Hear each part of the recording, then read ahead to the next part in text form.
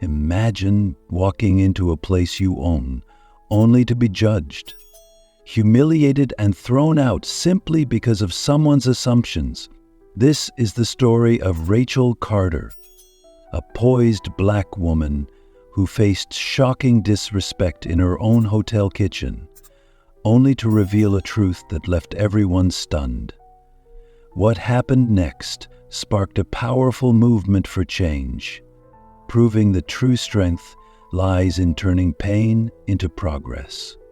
Stay with us to witness the moment that changed everything. Power, wealth, or a high rank may give you a sense of superiority for a moment, but remember, the day always comes when you're held accountable for your actions. Racism, belittling communities, or disrespecting others based on religion may seem unnoticed now, but justice has a way of finding its mark. Respect is not just about others. It defines who you truly are. Think about it. What will your legacy be? Here in the United States, the law is equal for everyone, no matter your community, race, or religion. Diversity is what makes America strong, and unity is our greatest power. We stand together, respecting one another and sharing a deep love for our country. Patriotism is not just about flags or borders. It's about embracing every individual who calls this land home. In the USA, injustice has no place. Together we uphold justice, equality, and the shared dream of freedom. We love the USA, and the USA loves all of us. Comments below where you're watching from, and if you like and love our story, kindly subscribe our channel. Life, inspirational, and motivational tales that explore themes of love, unity, and patriotism. Stay with us always for interesting stories. Thanks. Let's start the story. The hotel kitchen was alive with the rhythmic clatter of pots and pans, the sizzle of food on hot grills, and the hurried footsteps of staff weaving through the narrow spaces. Orders were shouted, dishes were plated with precision, and the tension of the dinner rush hung thick in the air. Amidst the chaos, Rachel Carter walked in, her demeanor calm yet observant. She wasn't dressed like the other staff in their pristine uniforms. Her simple yet elegant attire set her apart, but it was her confident posture that commanded attention. Rachel had spent years building her empire quietly. She had acquired this particular hotel chain only months ago, but she preferred anonymity when visiting her properties. Tonight, she had come to inspect the operations of the hotel's flagship location, starting with the kitchen, a space she believed was the heart of any hospitality business. As Rachel moved through the bustling kitchen, she noted the efficiency and dedication of the staff. A young line cook briefly glanced up from his work, a flicker of curiosity crossing his face before he returned to his task. Rachel smiled softly, taking mental notes on what could be improved. She had no intention of disrupting the workflow, but wanted to see the team in action. Edward Collins, the kitchen manager, noticed her almost immediately. His eyes narrowed as he took in her appearance. To him, she looked out of place, an unfamiliar face, without the crisp uniform of the staff or the entitled aura of a guest. He made his way toward her, his stride purposeful and his expression etched with disdain. "Excuse me," Edward barked, his voice cutting through the din of the kitchen. "What are you doing in here? This is a restricted area." Rachel turned toward him, her expression remaining composed. "Good evening. I'm here to observe the kitchen's operations," she replied politely, her tone steady. Indeed, Edward scoffed, his lip curling. Observe? And who gave you permission to do that? This isn't some public tour. Rachel remained calm, unbothered by his dismissive tone. I'm here on official business. I won't interfere with the work. Please, continue as you were. But Edward wasn't listening. He had already made up his mind about her. Official business, he said, his voice dripping with sarcasm. Look, I don't know who you think you are, but this is not a place for loitering. We have standards to maintain. Rachel's brows furrowed slightly, but she didn't lose her composure. I assure you, I am well aware of the standards. You what? Edward interrupted, stepping closer. His voice dropped to a condescending sneer. This is not a space for people like you. Now, either you tell me exactly what you're doing here, or you leave. We don't have time for distractions. The commotion began drawing the attention of the nearby staff.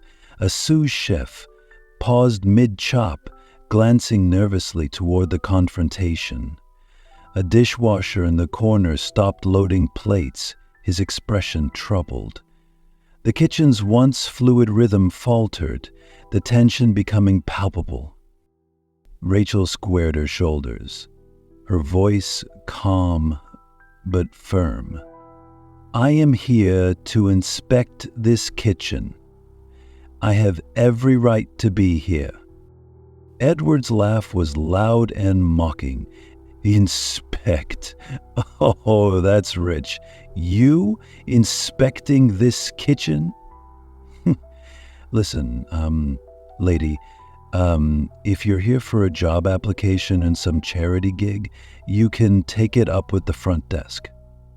Otherwise, get out of my kitchen. The dismissiveness in his tone sent a ripple of unease through the staff, some of whom exchanged uneasy glances. Rachel's hands clenched at her sides, but she held her ground. I don't think you understand. Before she could finish, Edward stepped forward, his irritation boiling over. I understand just fine. You're out of line, and now you're out of here. He grabbed Rachel's arm firmly, steering her toward the door. Rachel didn't resist.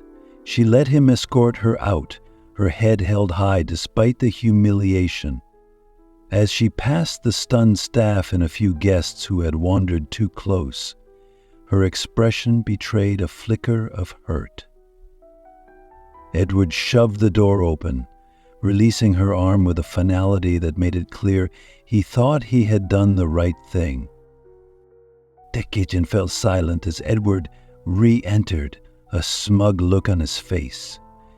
Back to work, everyone, he barked. But the tension remained.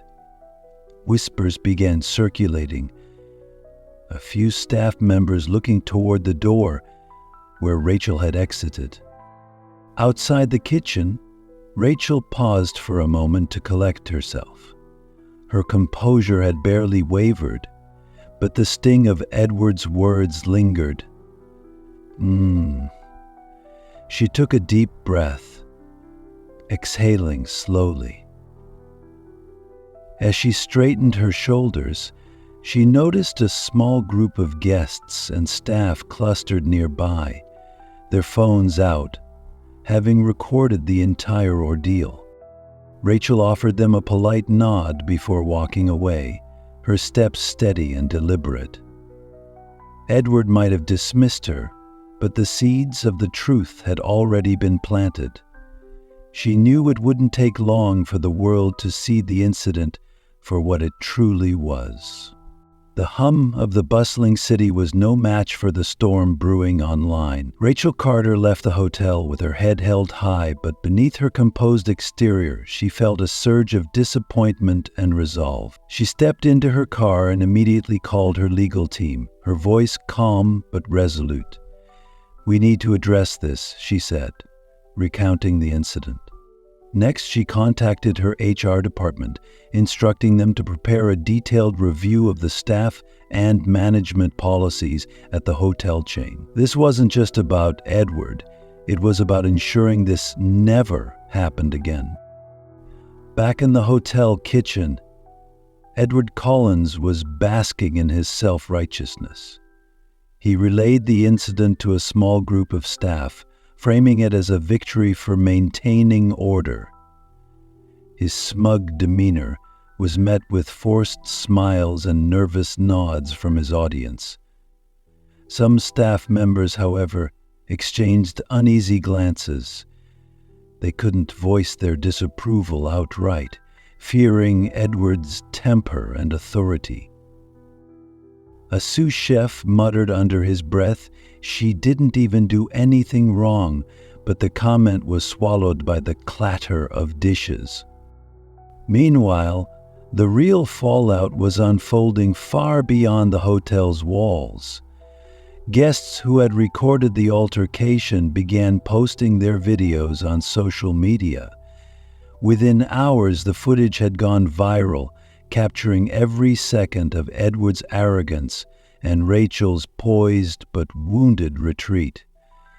Hashtags like Hotel Kitchen Incident and Justice for Rachel trended nationwide, drawing attention from influencers, journalists, and everyday users alike. The comment sections were ablaze. "This is blatant racism. She handled it with so much grace. Unbelievable." Why didn't anyone step in? The staff just stood there? Maybe he was just doing his job. How was he supposed to know who she was? As the video spread, so did speculation. Who was the woman in the video? Why hadn't she pushed back harder?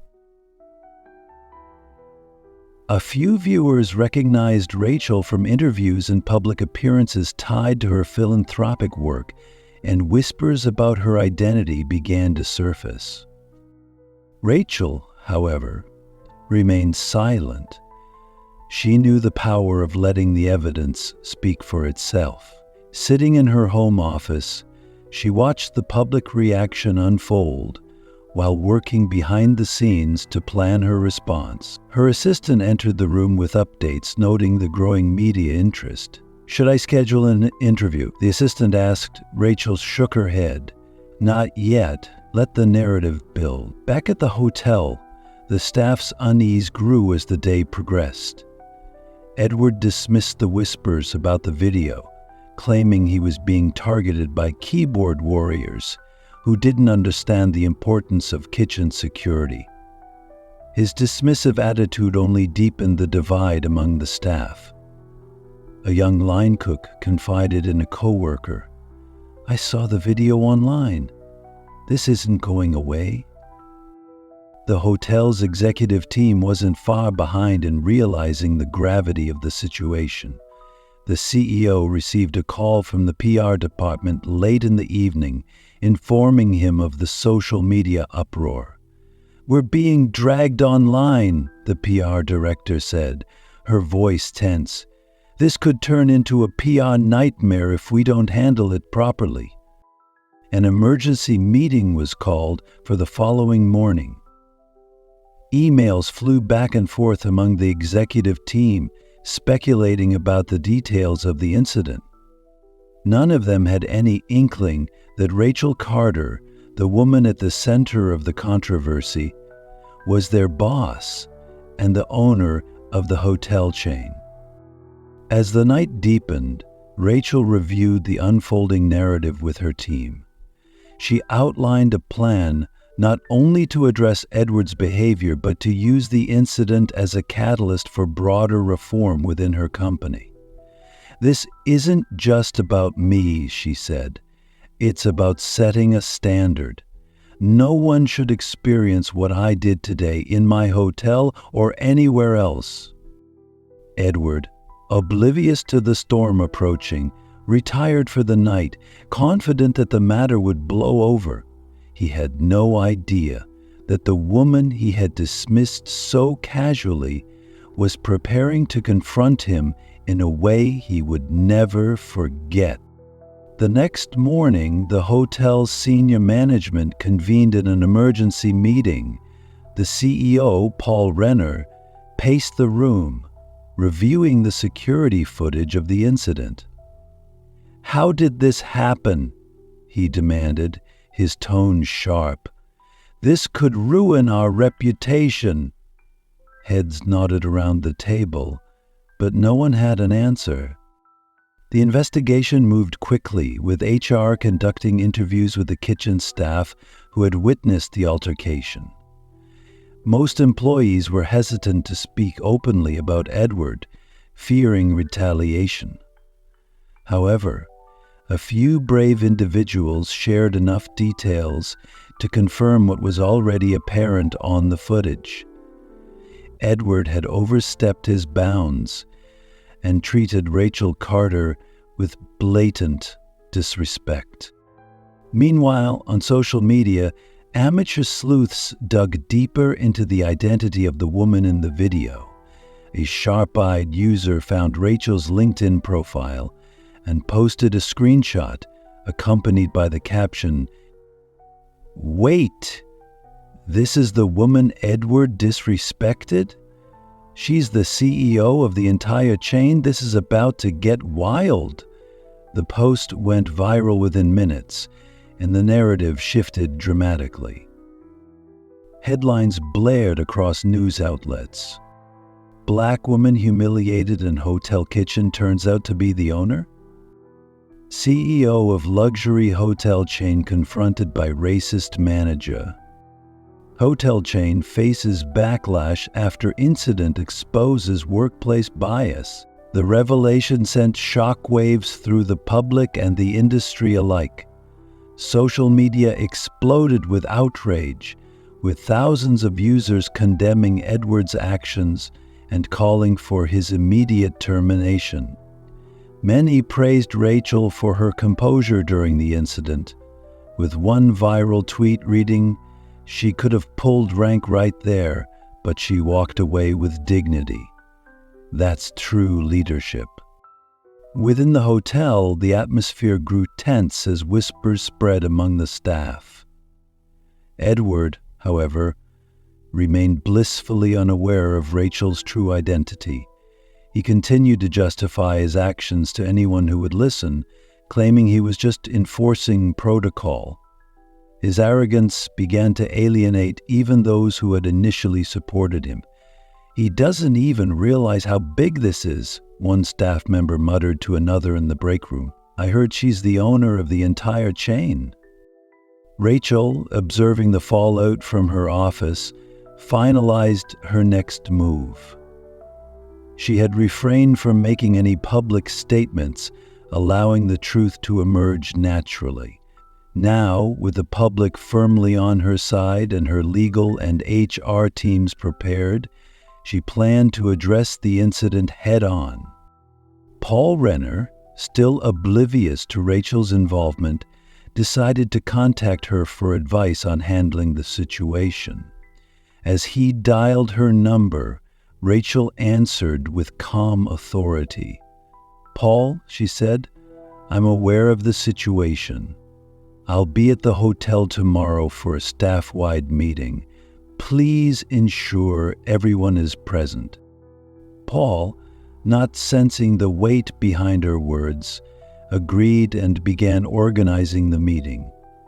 "This will show our commitment to resolving the issue," he assured his team, unaware that the resolution would come from the very woman at the center of the controversy. As the day of the meeting approached, the tension in the hotel grew palpable. Staff whispered about the upcoming gathering, speculating about its purpose. Edward, still confident, viewed it as an opportunity to defend himself. "They'll see I was right to act the way I did," he boasted to a colleague. Unbeknownst to Edward, the meeting was not just a routine response to the incident. It was the beginning of a reckoning that would expose his actions and their consequences in front of everyone. Rachel's calm yet powerful presence would soon upend his narrative and redefine the future of the hotel chain. Certainly, I will expand this scene to a more detailed narrative, ensuring it aligns with your request for 200-2222-5222. Second person, simply create the tone and format you've specified. Give me a moment. The conference room was filled with a quiet hum of chatter as staff trickled in, their expressions a mix of curiosity and unease. The notice for this mandatory meeting had been circulated just hours earlier, leaving many speculating about its purpose.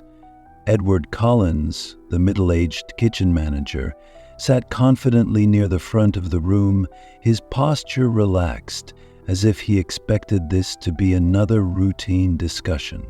He adjusted his tie, glancing around with the air of someone who considered himself indispensable. At precisely 10 o'clock, the murmurs subsided. Senior executives filed in first, their faces unreadable, followed by Rachel Carter. She entered with quiet grace, dressed in a simple yet elegant suit. Her demeanor was calm but commanding, exuding an air of quiet authority. Most of the staff didn't recognize her, assuming she was another corporate figure there to deliver updates. Edward, however, stepped sideways to have spoken to someone behind him. He recognized her as the woman he had dismissed from the kitchen, but her presence here puzzled him. Paul Renner, the general manager, stood at the podium and cleared his throat. "Thank you all for being here today," he began, his voice steady but serious. "This meeting is in response to an incident that occurred recently. As some of you may already know, this incident has drawn significant public attention. It is a matter we take very seriously." The room grew tense, and Edward straightened in his chair, glancing around with feigned nonchalance. A few employees whispered to one another, though the nature of the incident wasn't immediately clear to everyone present. Paul continued, "Before we address the specifics, I would like to introduce someone who has a few words to share with you." He stepped aside, and Rachel walked to the front of the room. There was no applause or formal announcement, just a quiet, deliberate pause as she surveyed the crowd. Her gaze was steady but kind, making contact with several employees before she began to speak. "Good morning," Rachel said, her voice calm and measured. "My name is Rachel Carter, and I am the CEO and owner of this hotel chain." A collective gasp rippled through the room. Whispers broke out as employees exchanged stunned glances. Edward's face turned pale, his confident facade crumbling as he stared at Rachel in disbelief. He blinked rapidly, as though hoping this was some kind of elaborate joke. Rachel allowed the reaction to settle before continuing. "I understand that this may come as a surprise to many of you," she said. "I typically prefer to observe operations discreetly, as it allows me to see how things function on a day-to-day basis, without the influence of my title." The murmurs quieted as Rachel's words commanded attention. Her tone was firm but not accusatory, a perfect balance of authority and professionalism. "Recently, during one of these visits, I encountered a situation that was deeply troubling," she said. "It was a situation that should never occur in any workplace, let alone one that prides itself on hospitality and respect." Edward shifted uncomfortably in his chair. His palms were clammy, and beads of sweat began to form on his forehead. He glanced around nervously, noticing the cold stares of some staff members who had begun to piece together the reason for the meeting. Rachel continued, recounting the incident with precision but without naming Edward directly. "I entered the kitchen to observe operations and address a few minor concerns," she said. "What I encountered, however, was hostility and disrespect based solely on assumptions about who I was and why I was there." Her voice remained steady, but the weight of her words hung heavy in the air. "The individual involved did not take the time to ask questions or seek clarification. Instead, they made assumptions based on my appearance and treated me in a manner that was not only unprofessional, but deeply disrespectful." The room was silent, save for the faint sound of shuffling papers, as a few employees tried to avoid making eye contact. Edward's heart pounded in his chest. He wanted to speak, to defend himself, but he couldn't find the words. Rachel's gaze swept over the room. "Let me be clear," she said. "This is not about one individual or one incident. This is about the culture we foster as a team and the values we uphold as an organization. Disrespect, bias, and discrimination have no place here." Several employees nodded in agreement, their expressions a mix of shame and resolve. Rachel's words resonated, cutting through any lingering doubts about the gravity of the situation. "Accountability is a cornerstone of leadership," Rachel continued. "And as the leader of this organization, I take full responsibility for ensuring that our workplace reflects the values of respect, inclusivity, and professionalism." She paused, allowing her words to sink in before addressing the consequences. "Effective immediately. The individual responsible for this incident has been suspended pending a full investigation.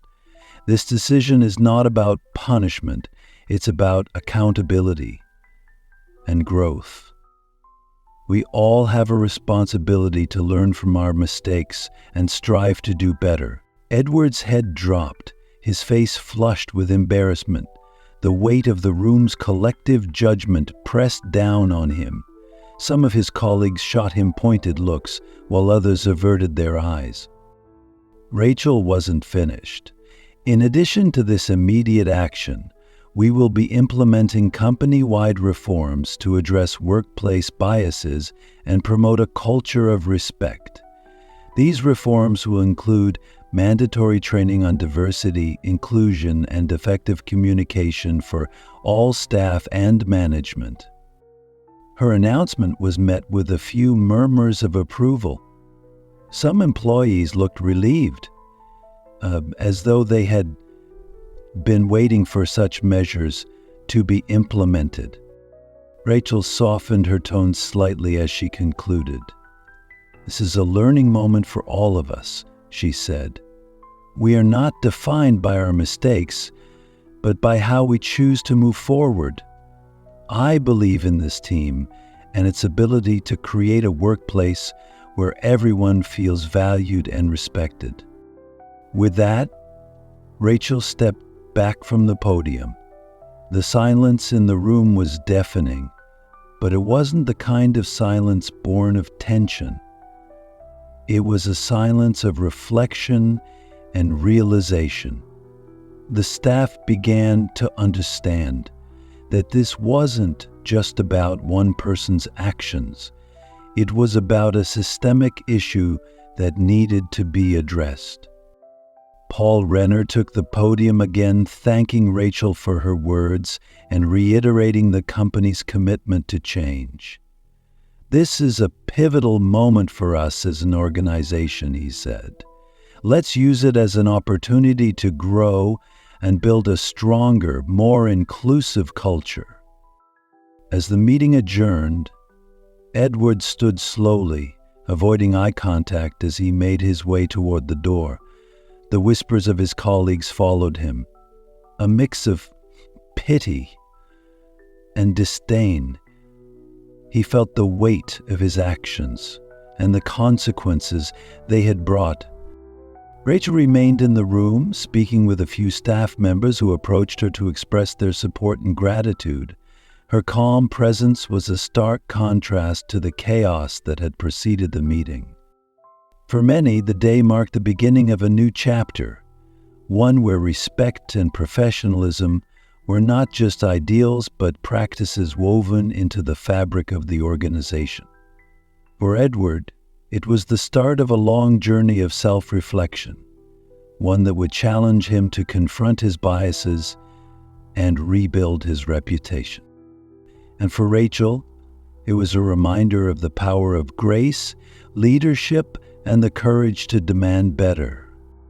Rachel sat in her office, the soft hum of the air conditioning blending with the distant sounds of activity from the hotel lobby. She held a folder containing the finalized details of her new inclusivity initiative, a program designed to transform her hotel chain into a model of respect, diversity, and understanding.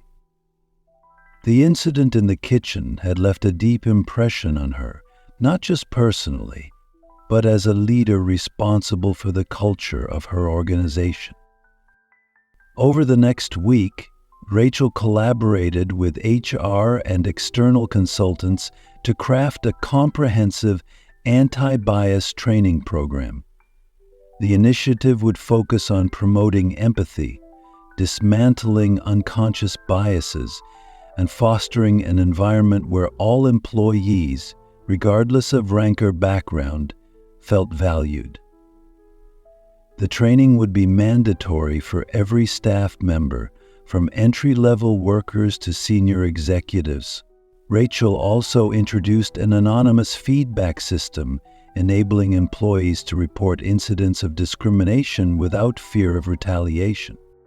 Her first step was to address Edward directly, though she had suspended him and made her expectations clear during the staff meeting. She believed in providing him an opportunity to reflect and grow. She invited Edward to a private meeting to discuss the next steps.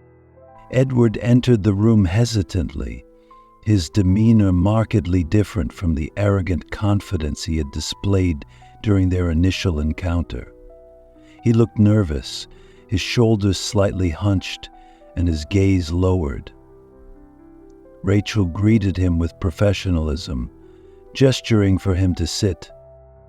"Edward," she began, her tone firm but not unkind, "I've asked you here because I believe every individual deserves the chance to learn and improve.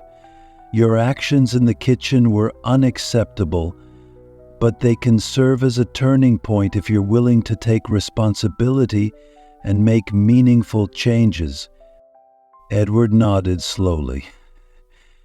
"I've had time to think, Miss Carter," he said, his voice subdued. "I let my assumptions and prejudices dictate my actions, and I deeply regret the harm I caused to you, to the staff, and to the reputation of this hotel." Rachel listened intently, her expression neutral.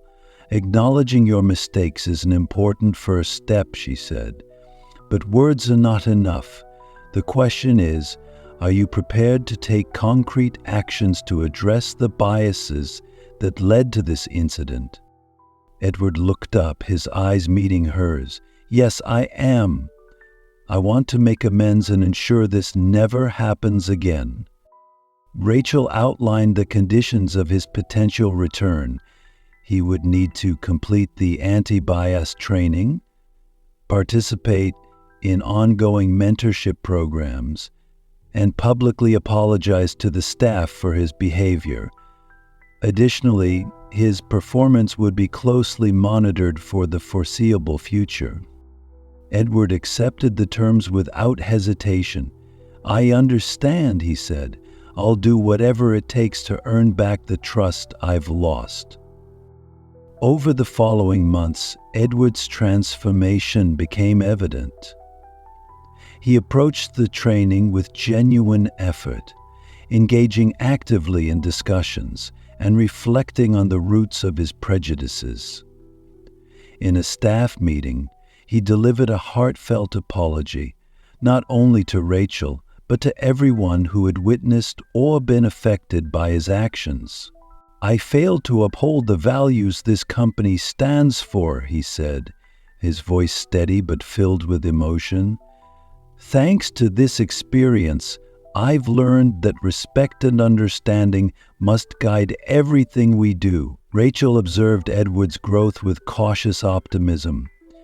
While she knew that true change would take time, she was encouraged by his willingness to confront his biases and commit to improvement. His story became a cornerstone of the Inclusivity Initiative, serving as a powerful example of accountability and redemption. For the hotel chain, the changes implemented under Rachel's leadership were transformative. The anti-bias training received praise from employees and industry experts alike, positioning the company as a leader in workplace reform. Guests noticed the difference too, with many commenting on the warmth and professionalism of the staff. Rachel's advocacy extended beyond her hotels. She began partnering with other businesses to share best practices and encourage industry-wide change. Her story became a symbol of how one incident could catalyze a movement for greater empathy and equality. At the same time, Rachel was aware that not all redemption stories ended the same way.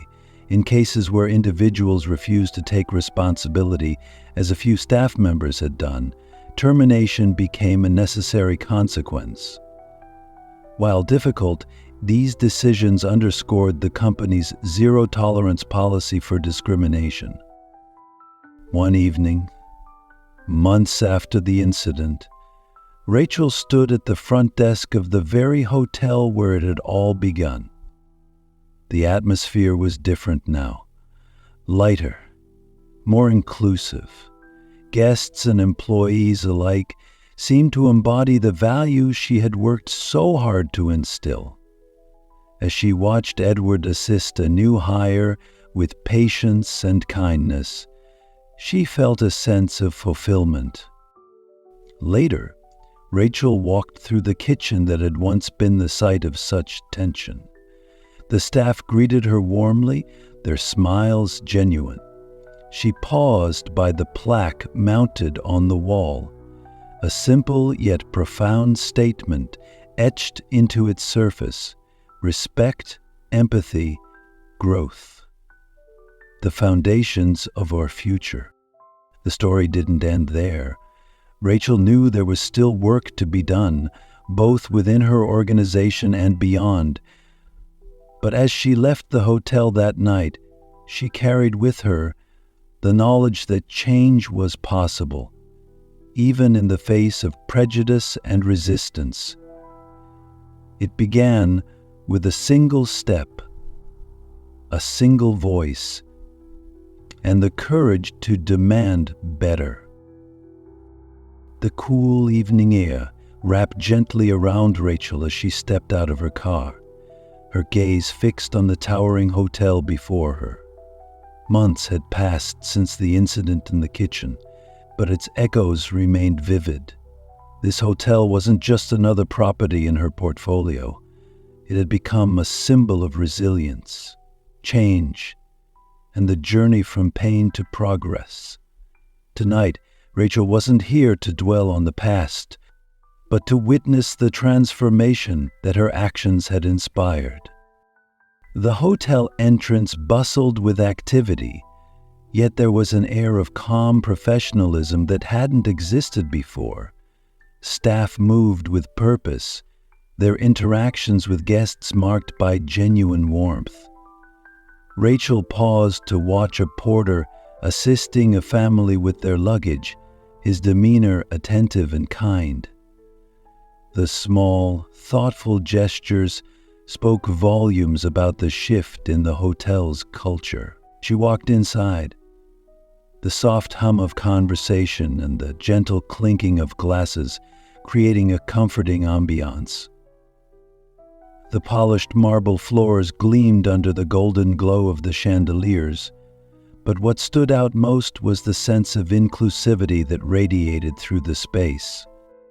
Her attention was drawn to a plaque mounted near the reception desk.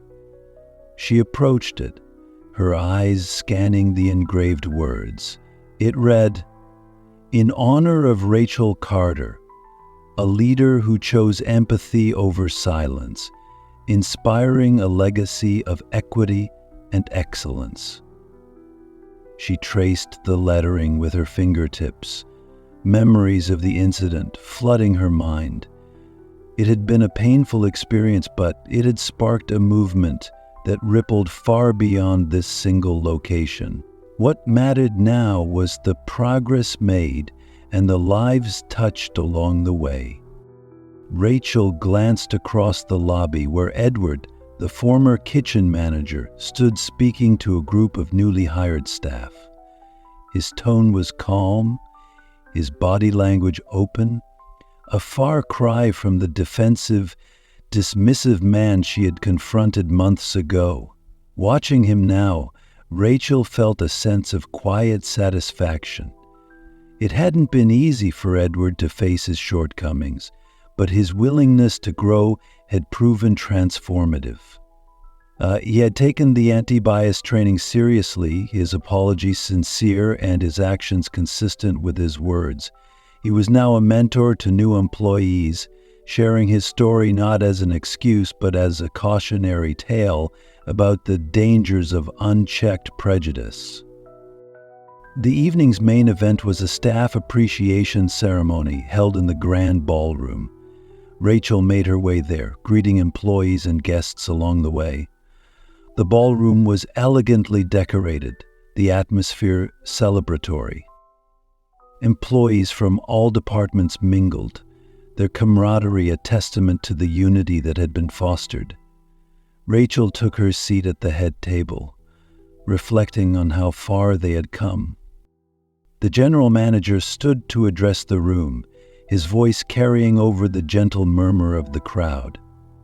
He spoke of the hotel's accomplishments and the values that guided its success. When he mentioned Rachel's name, the applause was thunderous. She rose to speak, her heart full as she looked out at the faces before her.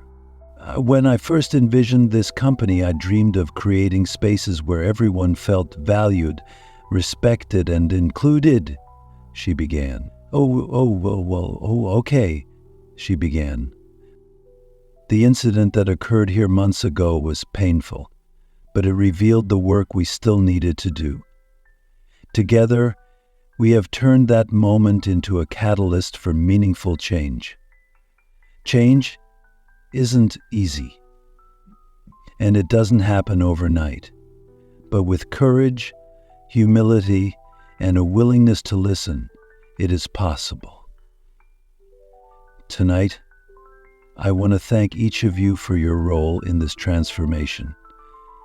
You have shown that progress is not just a goal, but a commitment.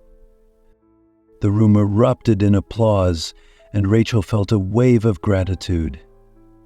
After the ceremony, employees approached her, sharing their stories and expressing their appreciation.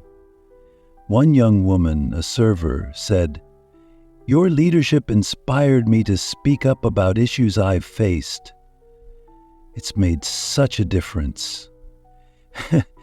Rachel smiled, humbled by the impact her efforts had made. Before leaving, Rachel decided to take one last walk through the hotel. She visited the restaurant, where diners of all backgrounds enjoyed meals prepared by a kitchen staff that work seamlessly as a team. She passed the pool area where children laughed and splashed in the water, their joy infectious. Finally, she returned to the kitchen. The space was bustling, just as it had been that fateful day. But the energy was entirely different. Employees greeted her warmly, their interactions respectful and supportive. Edward approached her, his expression one of quiet gratitude.